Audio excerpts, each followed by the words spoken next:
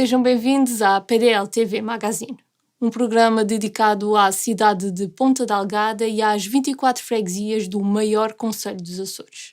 Nesta emissão, vamos conhecer melhor a história e as tradições de mais uma freguesia do concelho de Ponta Delgada. Desta vez, vamos à freguesia de São Pedro, com a guia Margarida São Bento.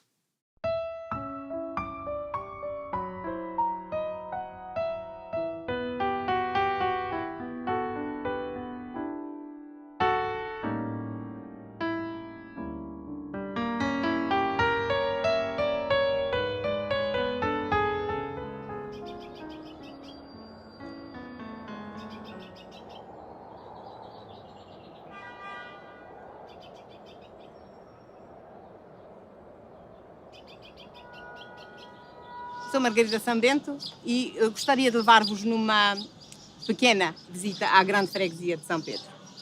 São Pedro tem pouco menos de 3 km quadrados de área, tem 7.941 habitantes e é uma zona habitada desde meados do século XV. Nós neste momento estamos no Alto da Mãe de Deus, o ponto mais alto da cidade, com cerca de 33 metros de altitude, e exatamente por isso esteve desde sempre relacionado com a defesa da costa.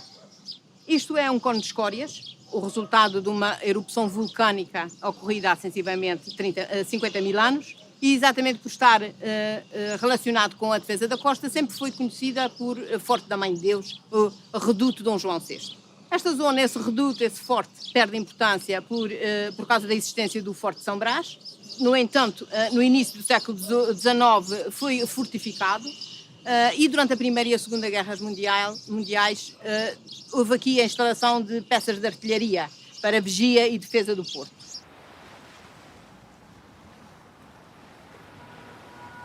O edifício Solmar também se situa em São Pedro. É o segundo mais alto edifício de Portugal continental e ilhas.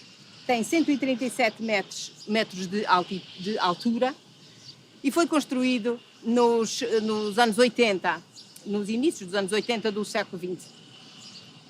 Criou uma grande polémica quando da sua construção, no entanto, hoje em dia já é encarado com a naturalidade com que se recebe aquilo que nos é imposto e acabou por ser uma marca distintiva da cidade de Ponta Delgada.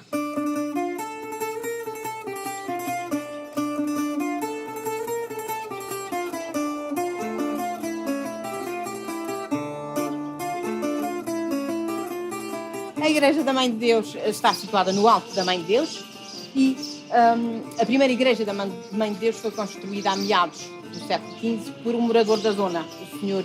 Columbreiro, Diogo Columbreiro. Em 1777 é reconstruída pelo Sr. Nicolau Maria Raposo do Amaral. Em 1915, por causa da Primeira Guerra Mundial, é decidido destruir a igreja, porque achavam que a igreja seria um alvo fácil para os submarinos alemães. A construção da atual ermida foi então iniciada em 1925, por vontade das senhoras da cidade, e também como um agradecimento ao Divino de não ter havido problemas mais graves quando da Primeira Guerra Mundial. A construção da igreja é bastante demorada e só em 1947 é que é dada por concluída. A zona do jardim envolvente à igreja e ao Forte da Mãe de Deus foi o primeiro passeio público de Ponta Delgada. Um projeto do início do século XIX e mais tarde tomou o nome do 26º presidente americano, Theodore Roosevelt, como uma comemoração, uma lembrança da passagem do Sr. Roosevelt pelos Açores. Passou pela Horta e por Ponta Delgada a caminho da África. O Sr. Roosevelt, na sua passagem por Ponta Delgada, foi trazido aqui, a esta zona, ao Alto da Mãe de Deus, por um representante consular e essa é a razão pela qual este é o local que tomou o nome do ex-presidente Theodore Roosevelt.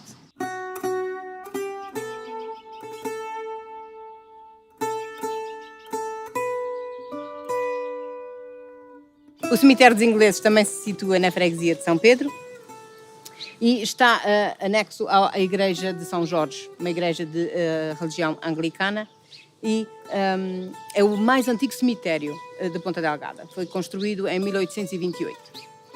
Aqui repousam os restos mortais de anglicanos e de não católicos, incluindo soldados que durante a Segunda Guerra Mundial foram desembarcados aqui em Ponta Delgada. E a razão da existência deste cemitério é porque durante o século XVIII e XIX São Miguel teve uma grande comunidade de estrangeiros, onde se incluíam bastantes ingleses, devido às suas trocas comerciais. Essas trocas existiam não só com a Inglaterra, mas com outros países da Europa e com os Estados Unidos. Aqui, por exemplo, está enterrado o Sr. Thomas Hickling, o homem que sonhou e que construiu o Parque Terra Nostra.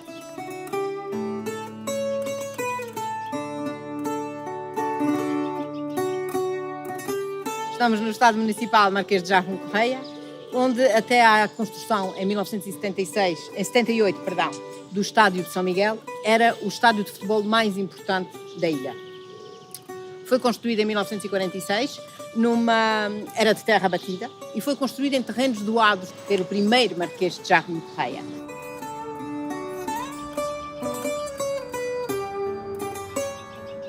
A Universidade dos Açores pode-se dizer que é filha da autonomia. Foi fundada em 1976.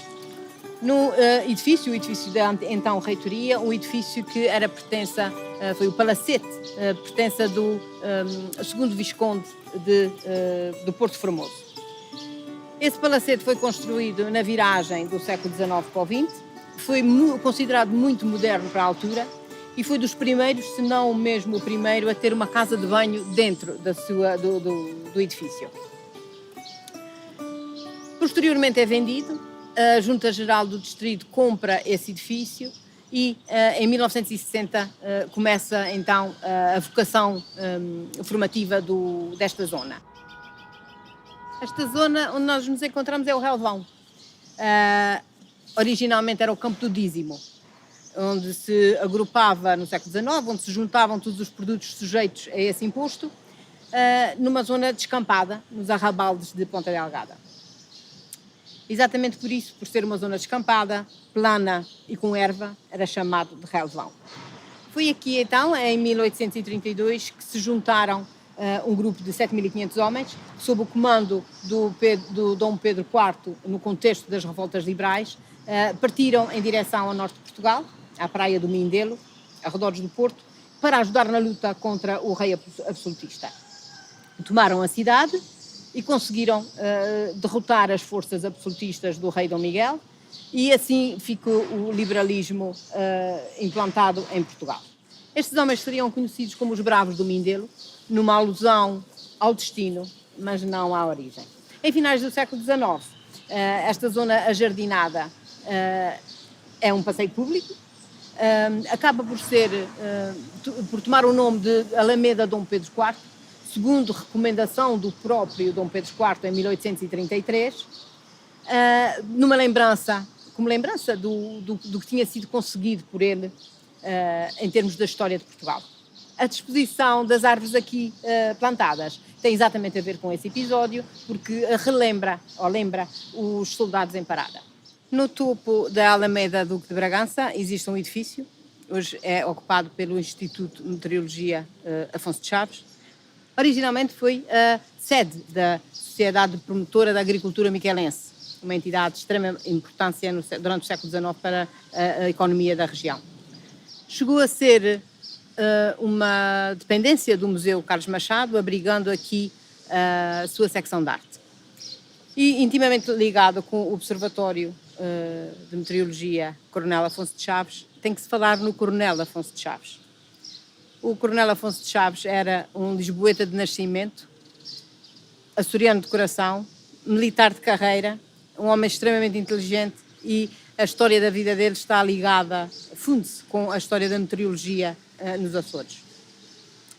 No início do século XX, o Sr. Afonso de Chaves advogava que deveria haver um observatório internacional de meteorologia aqui, nos Açores, com estações meteorológicas espalhadas em diversas ilhas, de modo a conseguir perceber-se, perceber-se os fenómenos meteorológicos aqui da zona do arquipélago, de modo a prever, com 2 ou 3 dias de antecedência, o estado do tempo na Europa.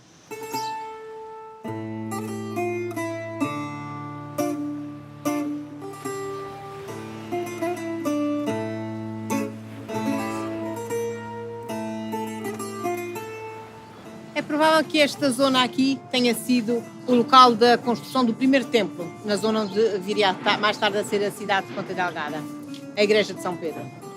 Não existe comprovativos fiáveis do início dessa construção ou desse prédio original, dessa igreja original. No entanto, as datas mais certas são as de 1645, em que é referido que tinham acabado as obras da igreja que faziam parte da reconstrução de um templo anterior.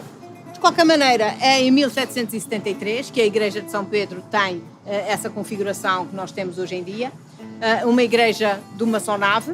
É uma igreja de estilo barroco, com intricados lintéis e portais em basalto e ignibrito.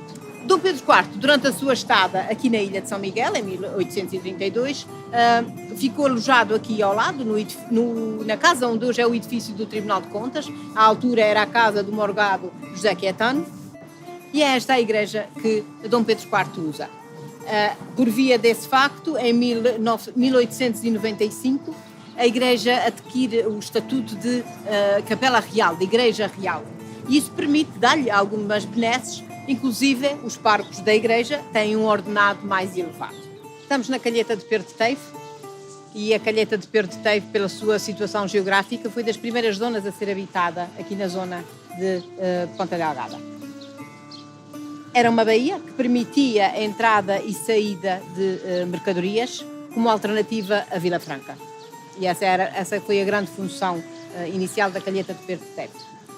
Em 2009 é inaugurada a frente mar da cidade de Ponta Delgada, e a Calheta de Pero de Teivo continua com a sua função industrial, agora com a indústria do turismo presente. Acabamos assim o nosso pequeno passeio à grande freguesia de São Pedro. Muito mais a ver, muito mais a estudar e a descobrir. Convido-vos todos a aprofundarem o vosso conhecimento e cá vos esperamos para uma visita mais aprofundada.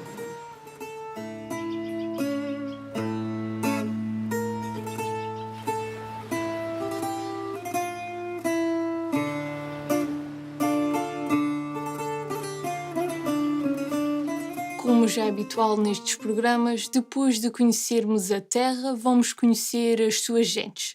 Desta vez, estivemos à conversa com João Paulo Medeiros, da Associação Humanitária de Bombeiros Voluntários de Ponta Delgada, que está sediada na freguesia de São Pedro.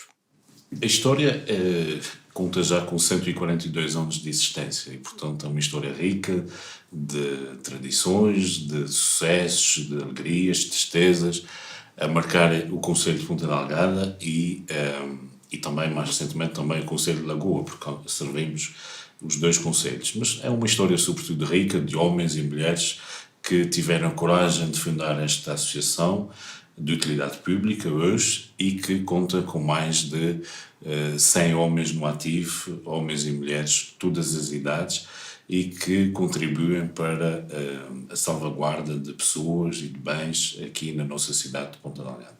A missão é, no fundo, dar cumprimento ao nosso lema. O nosso lema é vida por vida e, portanto, é à base e sobre este lema que toda a nossa atuação se rege. Colocar a vida do outro em primeiro lugar. E isso faz-se no dia-a-dia, no transporte de doentes, urgentes e não urgentes, para as consultas, para as hemodiálises, para as fisioterapias, para o hospital, para as clínicas, espalhadas por pela nossa cidade. E são mais de 100 serviços por dia, portanto é muita gente que anda nas nossas viaturas e que, portanto, que tem dificuldades.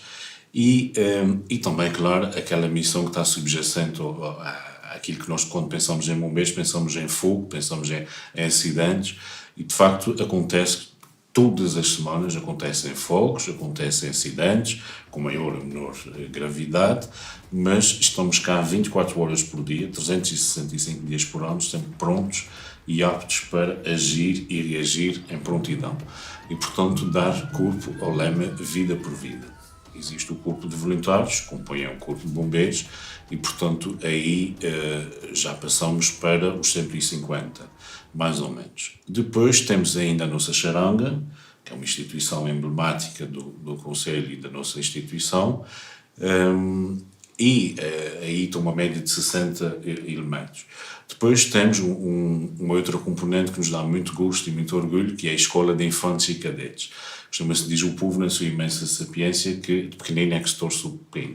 E, portanto, é a formar as nossas crianças e os nossos jovens para a cidadania e para esta atividade dos bombeiros, através da Escola de Infantes e Cadetes, que conta com cerca de 20 a 30 elementos. E, portanto, no global, se somarmos todas essas pessoas do ativo, a crescer aquelas que já estão no quadro de reserva e no quadro de honra, nós somos cerca de 3 centenas de elementos. É muita gente, muita gente. E, portanto, servimos não só aqui o Concelho de Ponta Delgada, mas também o Concelho de Lagoa, num total de 85 mil habitantes, mas também somos a primeira porta de entrada no aeroporto, nos portos, e, portanto, estamos a falar de mais de 1 milhão de pessoas por ano. E, portanto, evacuações para as outras ilhas, do hospital, do centro de saúde e das outras ilhas para cá, é sempre os bombeiros de Ponta Delgada, ou quase sempre os bombeiros de Ponta Delgada que estão nesta linha de atuação. E, portanto, fazemos uma média de mais de 100 serviços por dia, cerca de mais de 3.000 serviços no mês.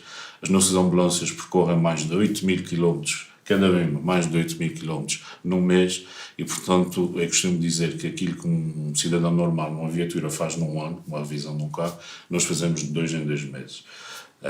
E, portanto, isto dá bem a dimensão e a ideia do que é a nossa missão e a quantidade e a carga de trabalho que temos subjacente.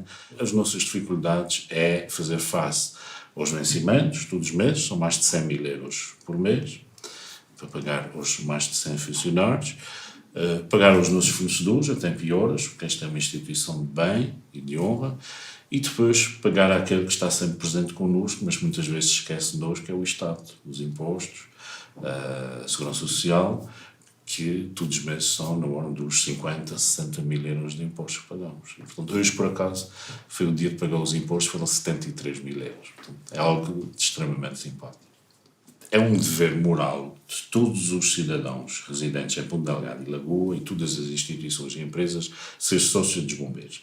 E ser sócio dos bombeiros, quando digo isto, é no sentido de ser sócio sem esperar qualquer contrapartida, porque todos nós, mais tarde ou mais cedo, eu próprio, através de família, todos nós precisamos de bombeiros. Ou num serviço de ambulância, ou num serviço de incêndio, ou num acidente, todos nós precisamos dos bombeiros. E, portanto, é verdade que é uma função do Estado, e o Estado tem que apoiar, mas acho que também devia ser um dever moral de todos nós ser sócios dos bombeiros. De facto, esta época da Covid veio fazer sobressair o melhor, em algumas pessoas, pelo menos numa grande quantidade, o querer fazer o bem, não é? E, de facto, as pessoas perceberam que os bombeiros, principalmente há cerca de um ano atrás, todos nós estávamos a combater, costumamos dizer, um bichinho que ninguém sabia, o vírus, ninguém sabia bem o que era, mas que impunha muito medo, muito receio, uma carga psicológica muito grande mesmo. É preciso ver que, hoje em dia, um bombeiro, quando vai buscar um doente de protocolo Covid, tem que se vestir com várias camadas de proteções, desde o fato, as botas, as luvas, as máscaras, as viseiras, enfim, várias camadas, tudo isso com isolamento total, e aquilo portanto, mesmo, eu já vi vestir e já vi despir. E depois, quando chegam, têm que se despir, têm que se desinfetar, e às vezes até tomam 4, 5 banhos de desinfecção por dia. Portanto, não é fácil, não é nada fácil. E, portanto, é preciso ter um espírito de missão muito grande. Mas, dentro dessas histórias, recordo que quando estivemos numa quarentena bastante em isolamento, e, portanto, o quartel estava fechado a qualquer intervenção com o público, com a área civil, recordo de uma senhora que veio cá com andarilho e que porque vi no telejornal que nós estávamos com dificuldades e que cada equipamento daquele custava à volta de 200 euros. Portanto, isso é usado uma vez, vai para o lixo, mas custa cerca de 200 euros. E, portanto, essa senhora veio cá exatamente para dar 200 euros porque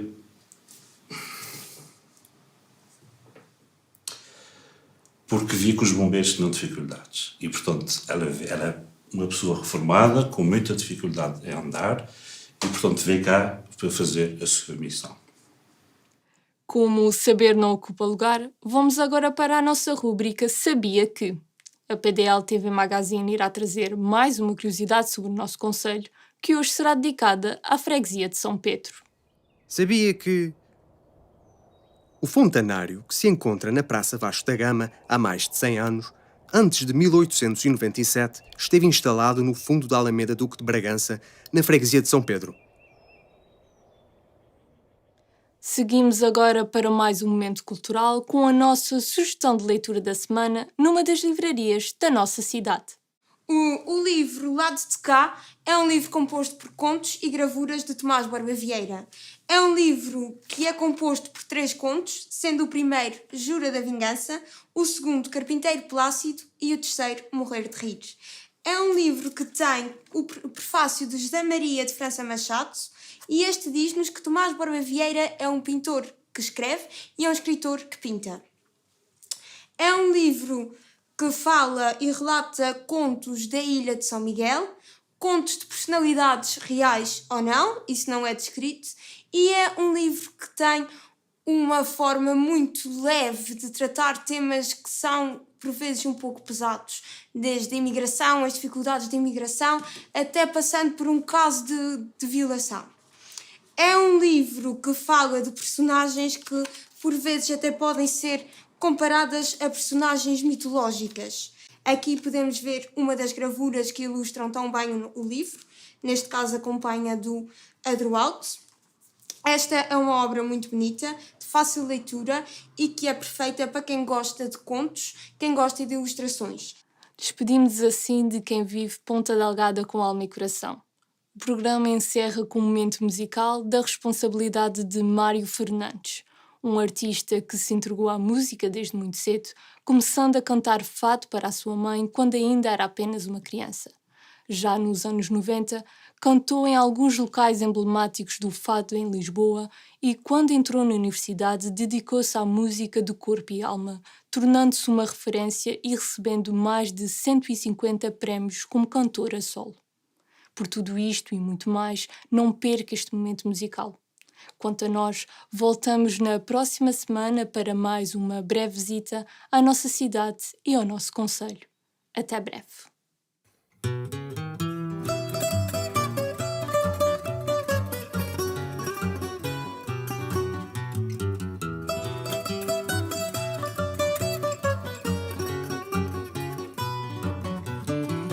Vi uma rua deserta, encoberta mas aberta ao amor de um novo olhar.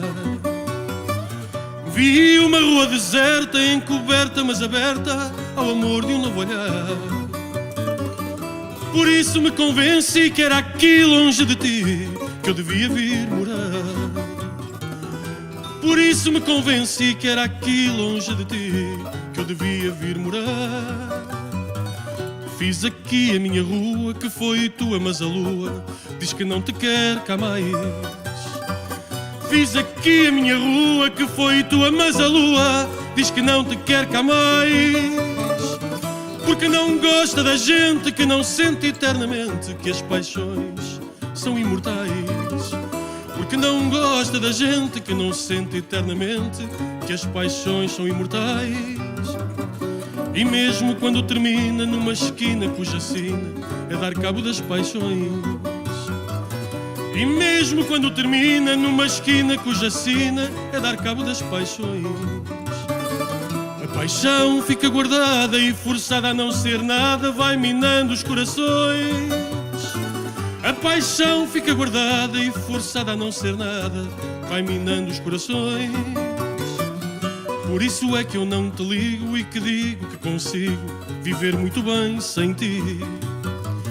Por isso é que eu não te ligo e que digo que consigo viver muito bem sem ti. Mas quando me abraça o vento é que eu lamento o momento em que vim morar aqui. Mas quando